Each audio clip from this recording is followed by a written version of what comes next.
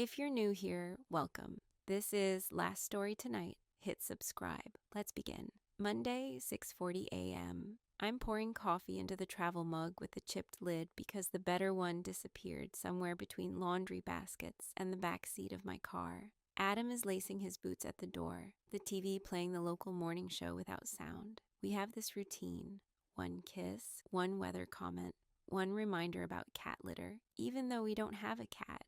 9 years will do that to you. Habits keep talking even when people get quiet. I work dispatch for a grocery delivery service, which means a headset, a screen with red and green dots, and drivers who swear that every customer lives on the 5th floor with a broken elevator. The joke lands every shift, even when it isn't funny. Adam's a patrol officer who rotates between day and night shifts, like our apartment has 2 separate moons. We pass each other at doorways and at the fridge. He likes his eggs hard. I like my music loud. Neither of us compromises, and somehow that passes for balance. That night, he came home dragging the city with him. Rain on his jacket, dust on his cuffs. The kind of stare you get from long calls and longer reports. I was at the sink, pretending the pan required advanced techniques. He dropped his keys into the bowl by the door, like he always does, then stood in the hallway as if deciding whether to sit, eat, shower, or just keep standing. "Know what?" he said. "Lately you look at me like I'm furniture."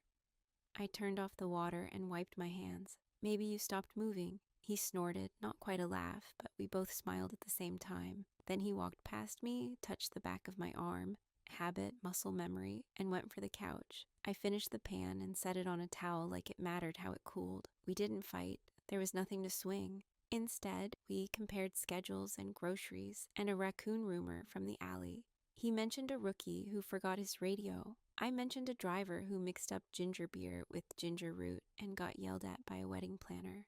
It sounded like a real conversation, but it felt like polite neighbors in the same elevator. At 11:22 p.m., when Adam finally fell asleep with his phone face down and his arm thrown across his forehead, I opened the group chat from work. Someone had posted a photo of stacked crates and a caption about forks going missing again. I typed, "Sometimes I wish someone would look at me for real again." I deleted it, wrote it again, sent it before I could second guess the spelling. Typing dots blinked. A reply from a warehouse guy I barely knew. A profile photo with a baseball cap and a too bright parking lot behind him. Maybe someone already does. I stared at the message long enough to feel foolish. I locked my phone and lay there, the room smelling like detergent and black coffee. I told myself he meant it as a joke, that the internet flings lines at anyone willing to catch them. I told myself I wouldn't answer. 2 minutes later, I answered with a thumbs up, then added, "Long day." "Ignore me." He sent a single, "Sure," then nothing. The quiet after that felt heavier than the blanket, which was ridiculous, but minds prefer simple math. The next morning, Adam cracked eggs and asked if I wanted toast. He rarely cooks on day shift mornings, but he had a block of hours he couldn't fill, so he filled our kitchen instead. He glanced at me over the pan. "You look different today." Maybe that's good, I could have said. "I slept weird," or "new conditioner," or "thanks." Instead, I mumbled something about traffic and took my coffee on the way out.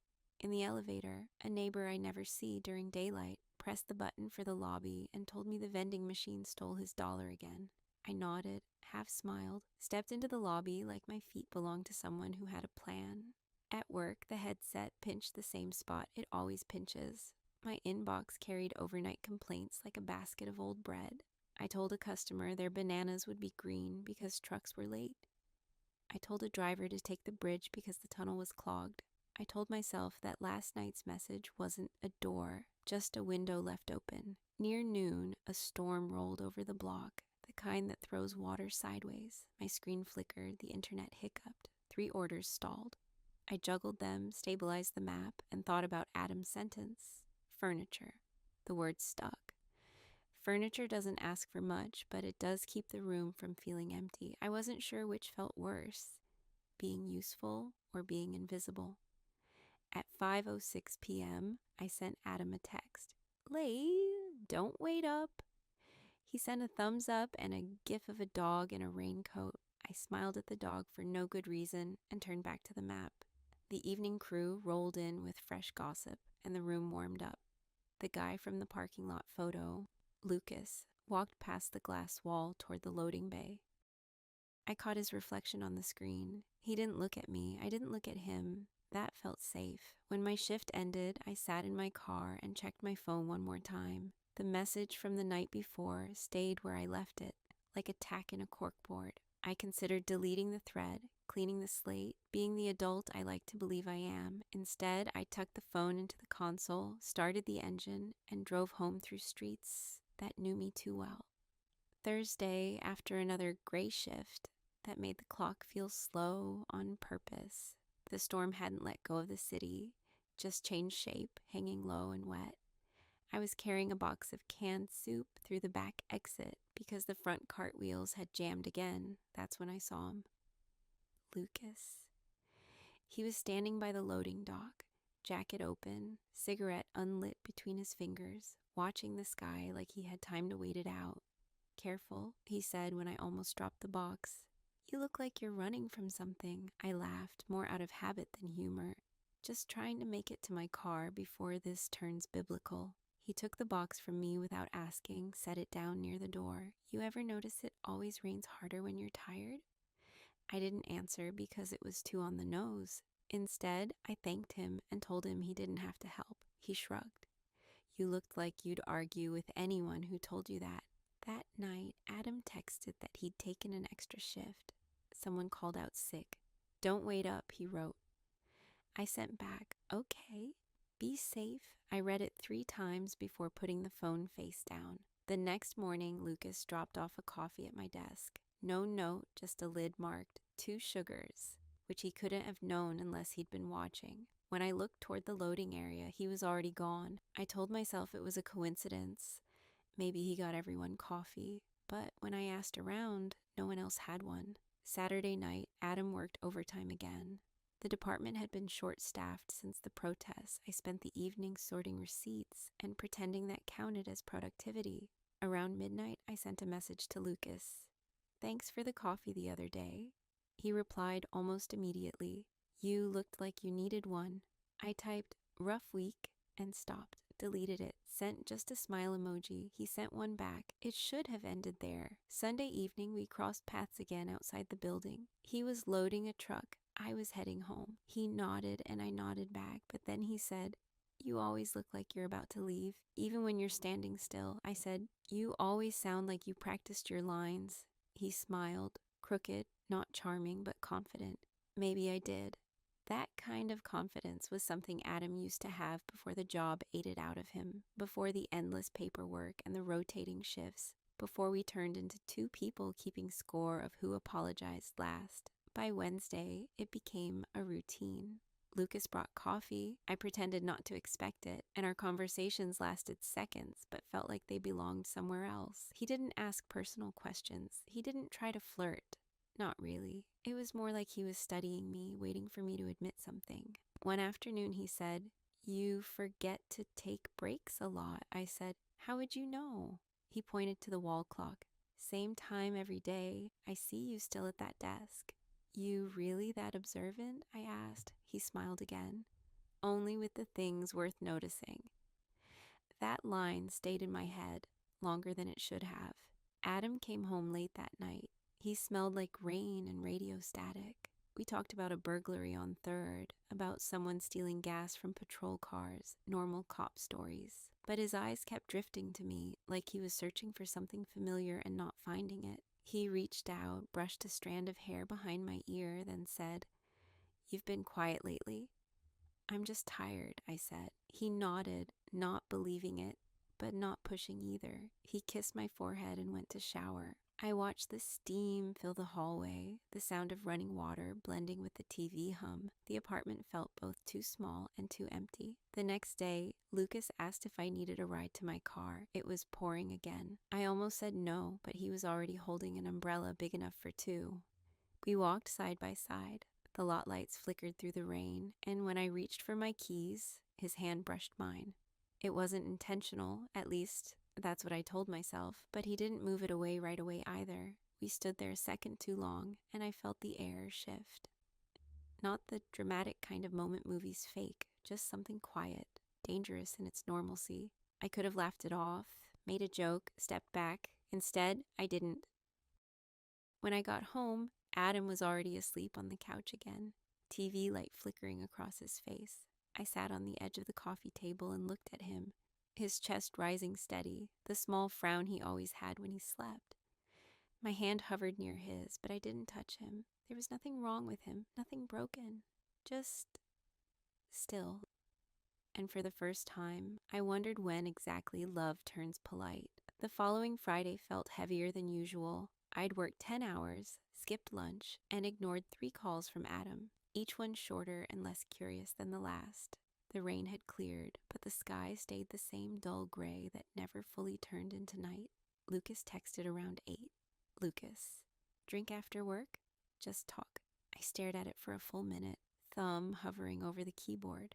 My first thought was no. The second was why not? The third was silence, which somehow counted as permission. We met at a small bar 2 blocks from the warehouse. One of those places with too many neon signs and a jukebox that still took dollar bills. He was already there, sleeves rolled up, half a beer gone. The kind of posture that said, I don't care who walks in, but I'd rather it be you. Rough week? He asked. I shrugged. You could say that. He ordered another drink before I finished the first. The whiskey was sharp, burning just enough to make me forget the clock. The conversation started safe. Work stories, rude customers, the broken elevator. But then he looked at me for a beat too long and said, You always talk like you're somewhere else. I tried to laugh it off. Maybe I'm just boring. He leaned in. No, just tired of pretending everything's fine. I didn't answer.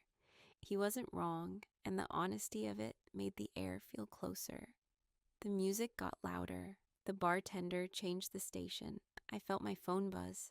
Adam. I flipped it face down. Does he know you're here? Lucas asked. I frowned. We don't do check-ins.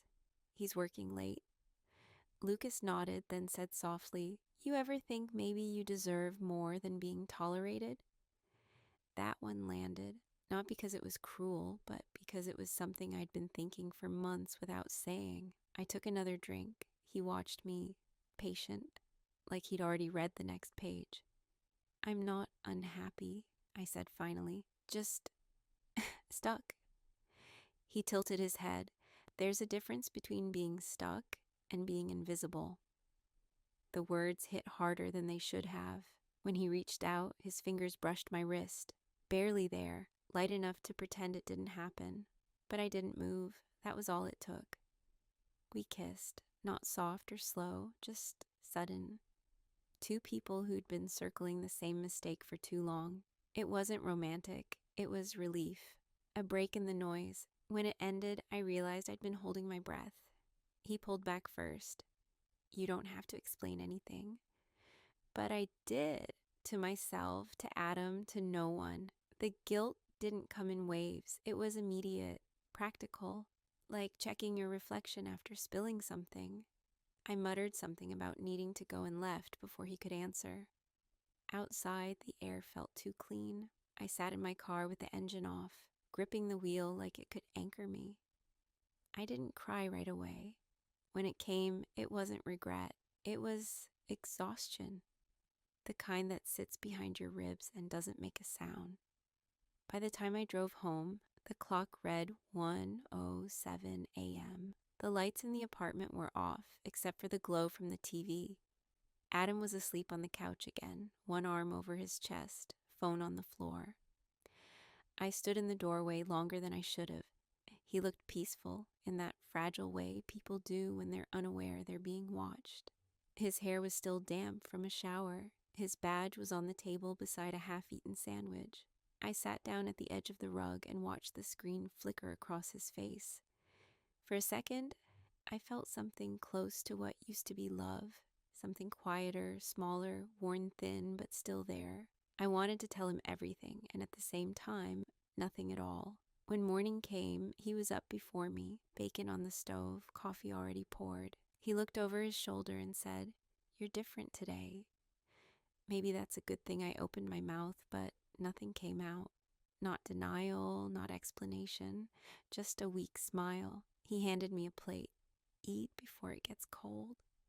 And I did, because pretending was easier than talking. When he left for work, I sat at the table and scrolled through my messages. No text from Lucas, no apology, no follow-up.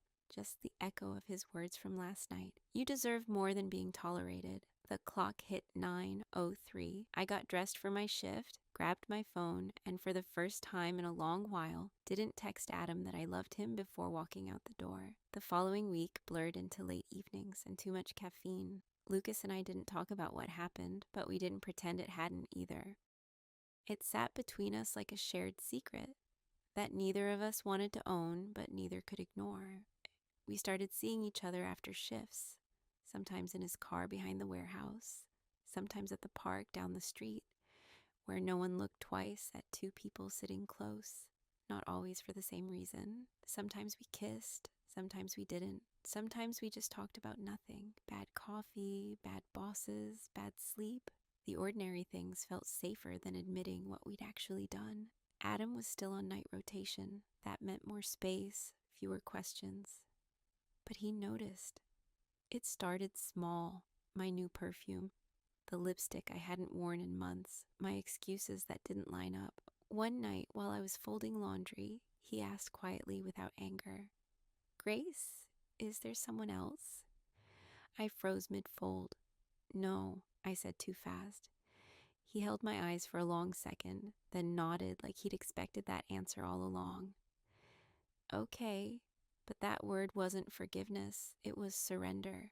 Later, I sat in the bathroom, light too bright, my phone on the counter, buzzing with a message from Lucas. "He's too calm." That's worse than if he yelled. He was right. Adam's calm wasn't peace, it was distance. Like he'd already started moving on quietly, leaving me to realize it too late.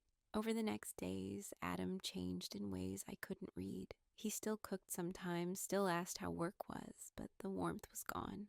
When he laughed, it felt rehearsed. When he touched me, it was out of habit. He began making small jokes that landed like warnings. "Should I start tracking your deliveries?" he said once with a smile that didn't reach his eyes, "just to see if the groceries are still the only thing getting delivered." I tried to laugh. "That's not funny."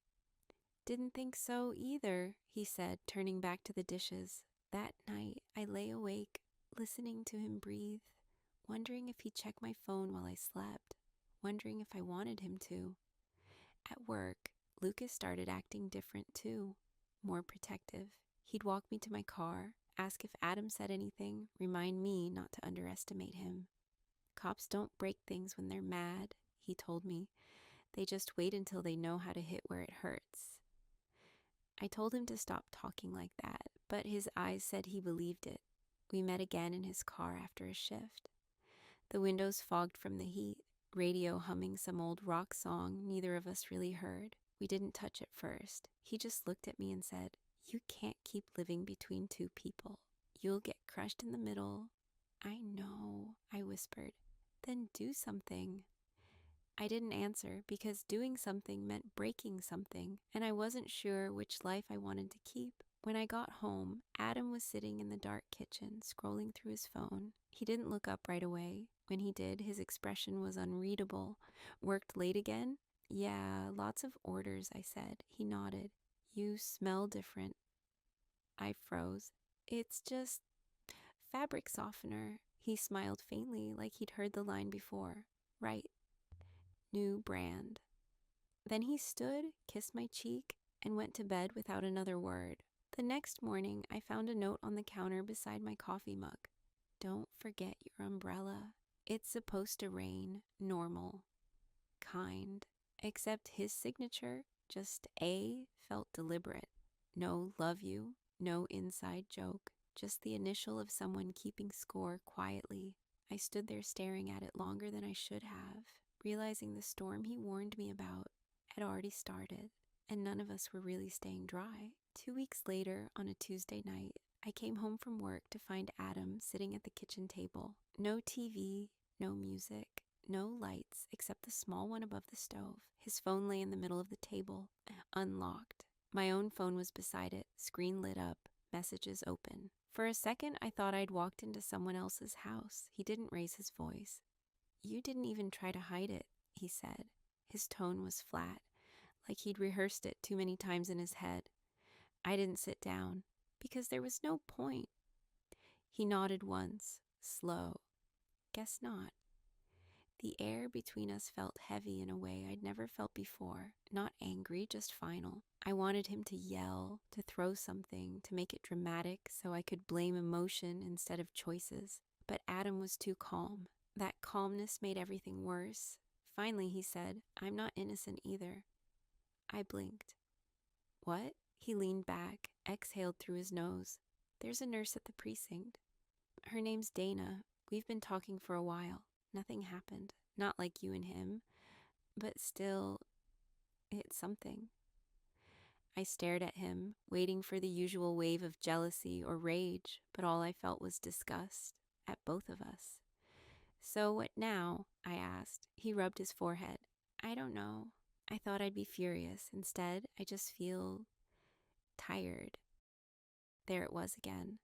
That word that had started everything. Tired. Not of life, but of pretending it was enough. "I'm sorry," I said quietly. He looked at me then, really looked. "Are you sorry for what you did, or sorry I found out?" The question hit clean. I didn't answer. After a long pause, he stood and went to the fridge, poured himself water, drank half, then said without turning around, "Grace, we built something decent. It wasn't exciting, but it was safe. You wanted more. I get that, but you didn't have to burn it to check if it was real." He left the glass in the sink and walked to the bedroom.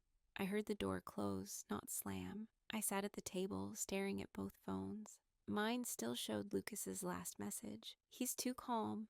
That's not good."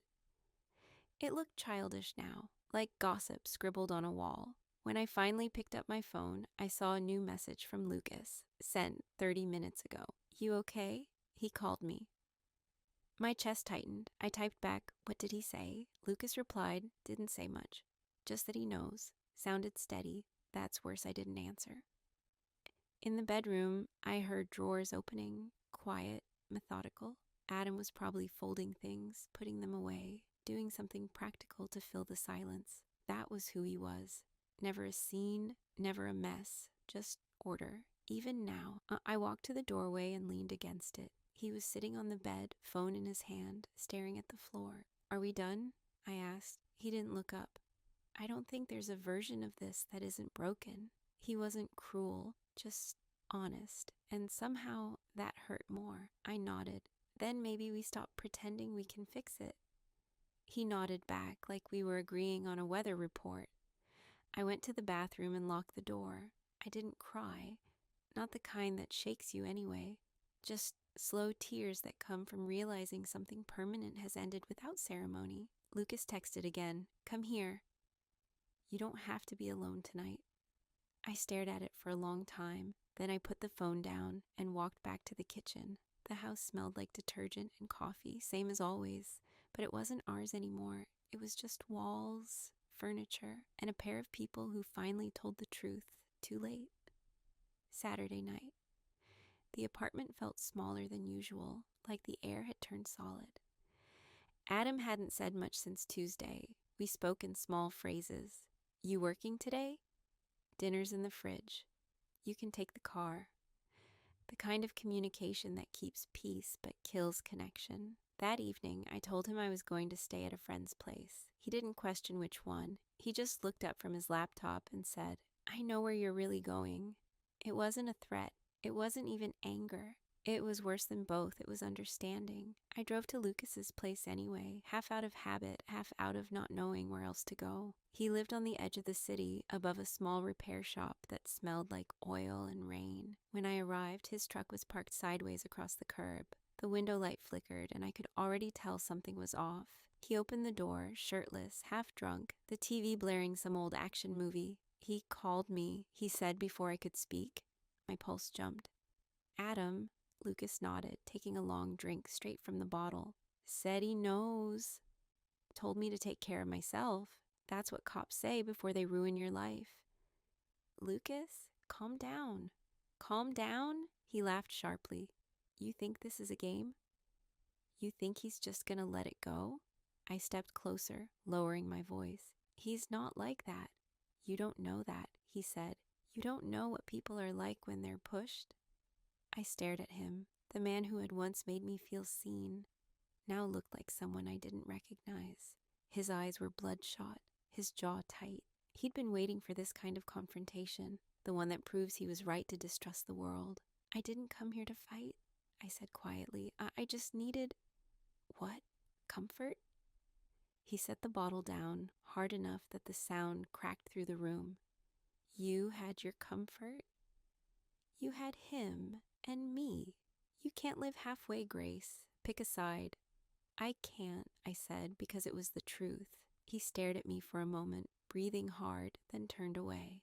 Then don't bother coming back. The words should have hurt more than they did. Instead, I felt relief creeping in, a strange kind of freedom wrapped in guilt. I picked up my bag, walked past him, and opened the door. Grace, he called out, voice suddenly lower, steadier. I turned. He looked exhausted, defeated. You think leaving fixes it? It doesn't. You'll just find another version of this somewhere else. Maybe he was right, but I couldn't stay to find out. The drive home was quiet, except for the windshield wipers. The streets were almost empty. I didn't know what Adam would do, if he'd be there, if he'd packed, if he'd left. When I opened the door, the TV was on with no sound. Adam sat on the couch, still in his work shirt, staring at the muted screen. He didn't look up. Was it good? I stood by the doorway, soaked and shaking. No, that one word felt heavier than anything else I'd said in months. He finally turned toward me, studying my face like he was trying to find the person he used to know. I figured, he said quietly. It never is. I wanted to argue, to apologize, to explain how everything had gotten this far. But explanations are just prettier ways of saying nothing changes. So I sat down across from him, both of us facing the blank screen, not touching, not speaking. The silence wasn't dramatic. It was just real. And for the first time in a long while, neither of us pretended. When I finally went to bed, he stayed on the couch. I left the bedroom door open, not as an invitation, but as acknowledgement. We were two people who had told the truth, and that truth had stripped away everything else. A week later, I started packing, not in a rush, one box at a time, between shifts. The kind of slow packing that happens when you already know there's no coming back. Adam didn't stop me. He helped carry a few boxes to the hallway, held doors open, asked if I needed tape. That was all. On the last night, we sat at the table like we had 100 times before. 2 mugs, 1 light, the hum of the refrigerator filling the silence. He finally said, "We both got tired of trying to be better than we are." I nodded. Yeah, maybe we just stopped being honest too soon. He smiled faintly. Or too late. That was the closest we ever came to forgiveness. I left the next morning. No scene, no tears. Just the sound of my car starting while he stood by the window, one hand in his pocket. I didn't look back. Lucas texted the next day. You can come by. We can start over. I typed 3 letters, can't, and sent them before I changed my mind. He called a few times after that, then stopped. Later, someone at work mentioned he'd opened a bar near the docks. I didn't go. A month passed. I found a room above a garage near Capitol Hill. Small, 1 window, enough space for a bed and a coffee maker. I started taking extra shifts, saved money, learned how to sleep through the sound of air compressors downstairs. Life shrank, but it felt manageable. One night, an envelope slid under my door. No return address, just my name in Adam's handwriting. Inside was a short note. It's strange, but after everything, I finally understand you. Maybe we just told the truth too late. I hope you're okay. No signature, just that. I read it twice, folded it, and tucked it into the drawer with my spare keys. Sometimes, after late shifts, I walk past a TV in the diner downstairs and see Lucas in a local news clip. The bar's doing well. He looks older but lighter somehow. The first time, I almost smiled. The second, I didn't feel anything at all. Nights are still the hardest. the room gets quiet in a way that makes every sound sharp. The hum of a fridge, the rattle of pipes, the laughter from the auto shop guys downstairs. It all blends into something almost comforting. Almost. I think about Adam sometimes. Not the fights, not the ending, just small things. The way he always double-checked the door lock, how he'd hum songs he didn't know the words to, how he used to rest his hand on my shoulder when passing behind me. I remember those things because they're safe to remember. Now and then, I wonder if he's with someone new. Probably. He's the kind of man people trust easily. I hope whoever it is gets the version of him that laughed more. As for me, I'm not looking for anything. I go to work, I come home, I cook, I read. Some nights I sit by the window and listen to people on the street laughing or arguing or saying goodbye. It doesn't make me lonely anymore. Not exactly, just aware. I've stopped thinking about love like it's a cure. It's just another habit we learn, like coffee or checking our phones too often. Some people keep it, some let it fade, and maybe that's okay. Because sometimes, in the middle of all the noise from the city, I catch myself thinking maybe we're all just trying to find someone who lies to us gently enough to make life bearable for a while. And then I turn off the light, set my alarm, and sleep, finally, without waiting for anyone to come home.